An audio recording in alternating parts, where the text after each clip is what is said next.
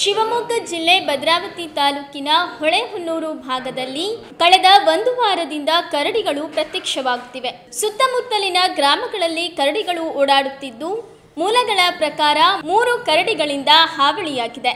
ಕರಡಿಗಳ ಚಲನವಲನಗಳು ಸ್ಥಳೀಯ ಸಿಸಿಟಿವಿಯಲ್ಲಿ ಸೆರೆಯಾಗಿದ್ದು, ನಿರ್ಲಕ್ಷ್ಯ ಮಾಡುತ್ತಿರುವ ಅರಣ್ಯ ಇಲಾಖೆಯ ವಿರುದ್ಧ ಸ್ಥಳೀಯರು ಆಕ್ರೋಶ ವ್ಯಕ್ತಪಡಿಸಿದ್ದಾರೆ. ಇತ್ತೀಚೆಗೆ ಕಳೆದ 2 ದಿನಗಳ ಹಿಂದೆ ಎಮ್ಮೆಹಟ್ಟಿಯ ಆನಂದಪ್ಪ ಎಂಬ ವೃದ್ಧನ ಮೇಲೆ ಕರಡಿ ದಾಳಿ ಮಾಡಿತ್ತು. ಇನ್ನಾದರೂ ಅರಣ್ಯ ಇಲಾಖೆಯವರು ಎಚ್ಚೆತ್ತುಕೊಳ್ಳಬೇಕೆಂದು ಗ್ರಾಮಸ್ಥರು ಆಗ್ರಹಿಸಿದ್ದಾರೆ.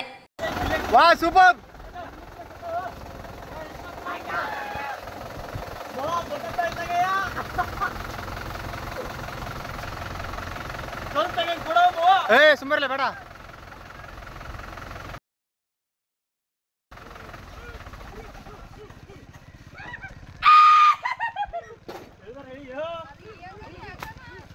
ಅದು ಹಳೆ ಕಡೆ ಕಲೆಯ ಪಾಪ ಐತೆ.